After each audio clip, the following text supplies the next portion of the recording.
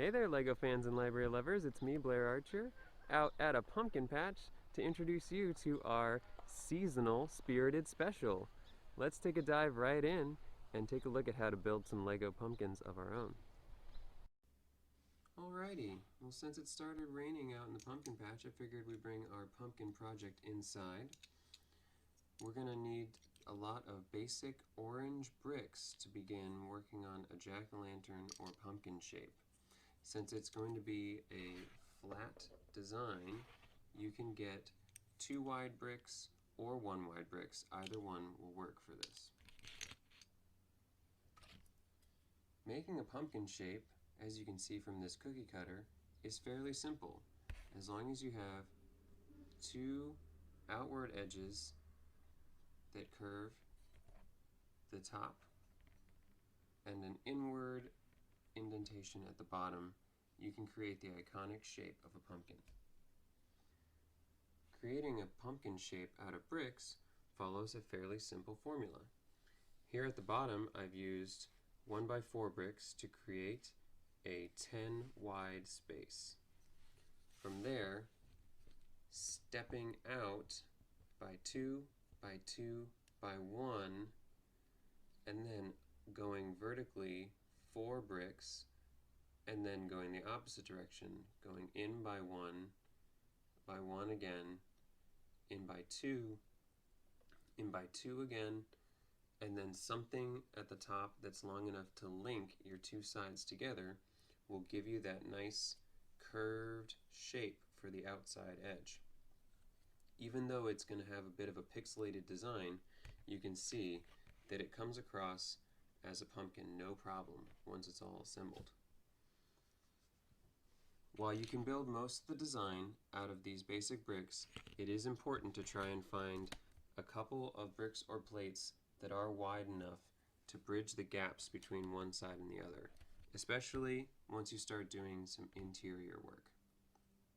Creating the jack-o'-lantern shapes as if it's a pumpkin that's been carved out is a matter of using the negative space, that is the empty space, inside the shape that we created.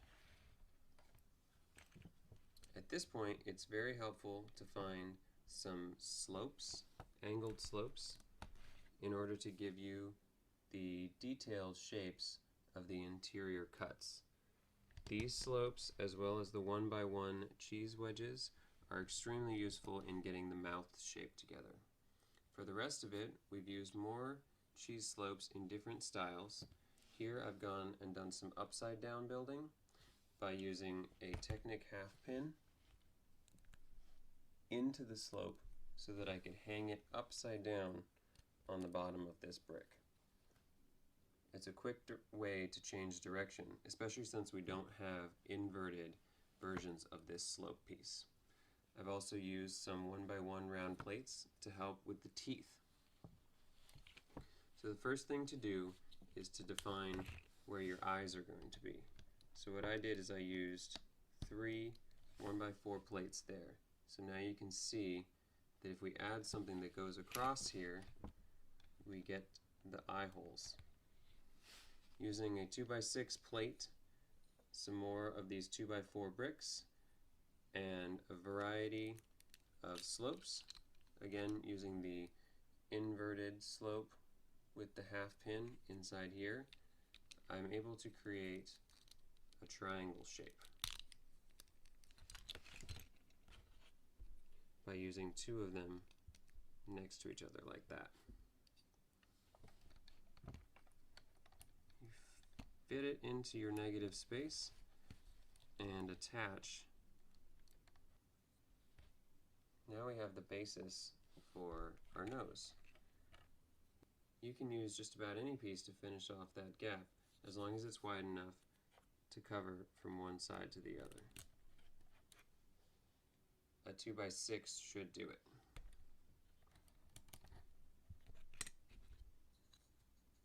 My initial piece there was a little bit more complicated because I was going to show that you can also use snot bricks, studs not on top, or brackets in places like this, in case you don't have the slopes to create triangles, and you can use plates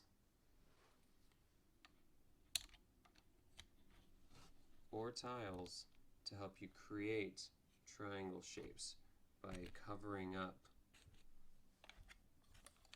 the open holes.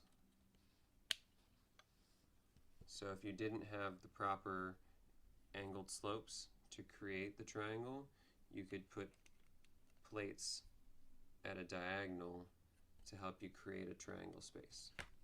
If it comes off uneven, it's okay, because ideally you'll light it from behind and you won't even see it. Finishing off with the top, you can use any variety of green elements to give the top of your pumpkin that proper stem. Here I've used a snot element so that I can add this dark green slope as a nice little finishing addition. And there you have it. If you build out behind, on the back side, you can give some extra weight and footing to your creation, which will keep it from falling down, and can also be a great place to build a small backdrop if you need to help reflect, if you're going to put an LED candle or something behind it. And finally, let's take a look at them in the dark. We can light them up with LED candles, and you can create a paper or Lego backdrop to help the light reflect out through your jack-o'-lantern's face. These make great decorations around the house and can be used year after year.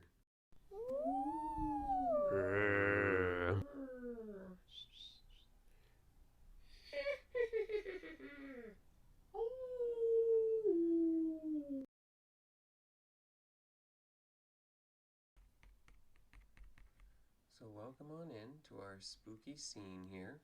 Let's take a look at creating our graveyard. First, I started by working on some gravestone designs. You can see here most of the ones I've picked have a 4 stud wide, 1 stud deep format, and I've used alternating selections of regular bricks and these grilled bricks, which have 2 different sides to them, to give a little bit of texture to the stones. And the more different pieces of slightly differing colors and textures that you can fit into the build, the more it's going to look aged. So instead of using another 1x4 here, I used a 1x3 and a 1x1 brick, so that as I built up the top, you get this nice little crack running through it. And then you can finish off the tops with some angled slopes. This one is a nice pointed piece that goes on the top there. But you can also use tiles, or you could have a pitched roof, or this one uses a bow piece. You could use 2 half bows as well to give it a nice curved top. And you see that just breaking up the front gives it the appearance it might have text on it or some sort of engraving. And then here I've used this long wall panel piece, but to keep it centered I used 2 jumper plates so that the 1x3 brick still sits in line with the other stones and not off to one side.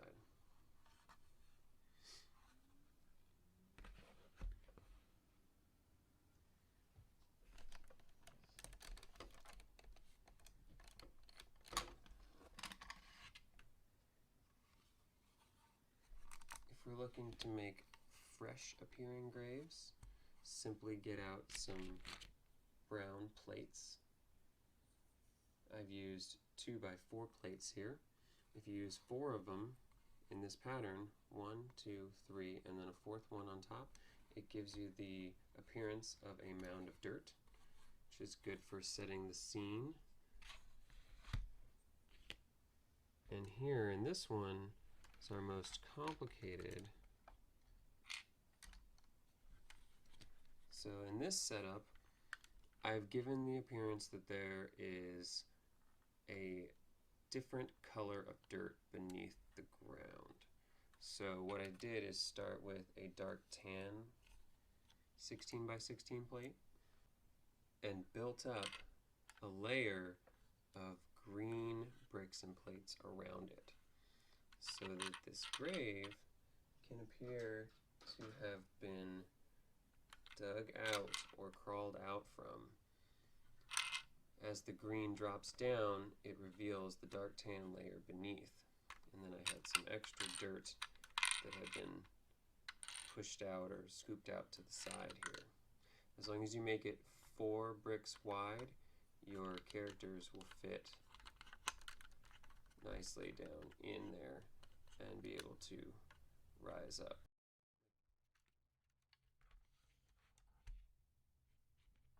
When it comes time to decorate your haunted habitat, we can use some of the tricks like in the stop motion animation. These ghosts are suspended on clear elements in order to give them the illusion that they are flying through the air. Having them out on these pieces, we can suspend them in either direction from the branches of the tree, giving them a haunting, levitating look.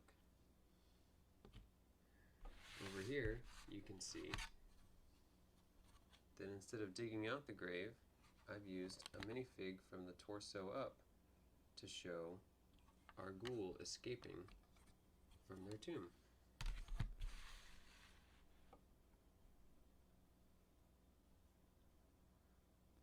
Adding in an assortment of zombies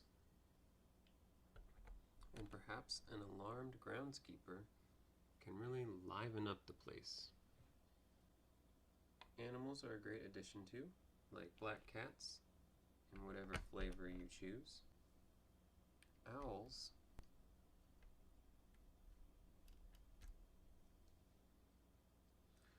or anything else people might find creepy or crawly can really give a chilling character to the atmosphere.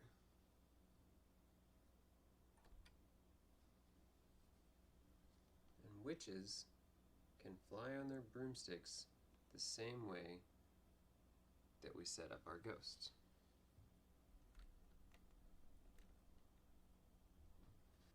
Of course, we don't have to limit ourselves to such standard, or should I say stereotypical, types of spooks for our scene. We can make haunters and trick-or-treaters of any kind. Since the possibilities with LEGO are endless, you can use your characters across different themes and styles to create costumes that work for whatever mood you're in. There's an incredible variety of items that you can use in these scenarios to represent your spooks and creepy characters, costumed outfits for your minifigures, as well as jack-o'-lanterns and pumpkins for your scene. If you don't have one of the printed or sculpted jack-o'-lanterns, you can use other elements in their place. An orange head with a single round plate on top makes a great stand-in pumpkin. So does this orange dome, or the orange dome on an inverted tile with this cheese slope on top. If you're looking for unique costumes outside of our LEGO costume figures, some of the licensed characters can give you the variety that you might be seeking. And if you're looking at those characters and you want to give them a childlike costume look, a simple change such as swapping out the legs for a pair of short legs can give the appearance that it could be a kid out trick-or-treating instead of the adult character that you modeled it after. For our special model this month, we're going to build one of my favorite fall-time friends, this adorable little spider hanging from its web. If you have one of the Make and Take kits, now will be the time to get these parts out. If you don't have one of these kits, I'm going to go over all the elements right now, and many of them are readily available. Let's take a peek at what's inside.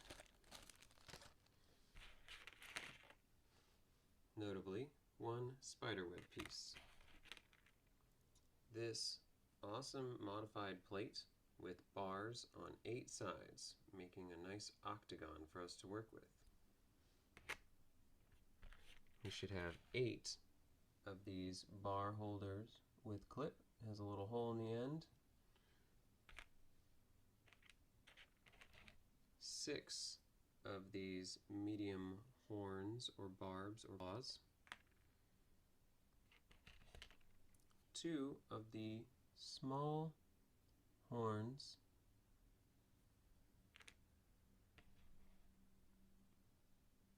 2 googly eyes. 1 of the bar holder with clip in white. And 1 bar with stopper in white. The first thing to do is to assemble our legs. So take your bar holders and your barbs and connect them so that the claws go this direction, sort of in line with the clips. And you do the same for the small ones and the large ones. If they're not perfect, that's okay. You can straighten them out later. So we'll do that 8 times. So let's begin putting the legs on one at a time. We're going to leave the bottom one blank, and then we'll put 1 with the medium claw, 2 with the medium claw, and then 3 with the medium claw. And we'll do the same on the other side. 1, 2, 3. So now we have what would classify as an insect. In order to make it our arachnid, we're going to take the small legs and squeeze them in just behind the medium legs at the top here.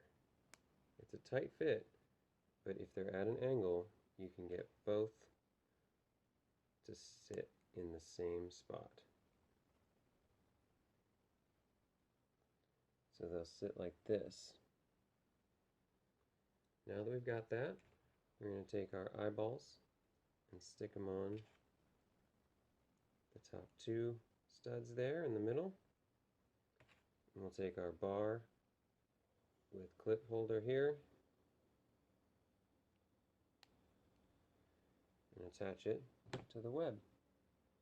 Now we have our dangling spider friend, which can sit directly in the open hole on the spider web and stand vertically like this, or you can connect it to your other Lego creations by sliding these into open stud holes or connecting them to clips.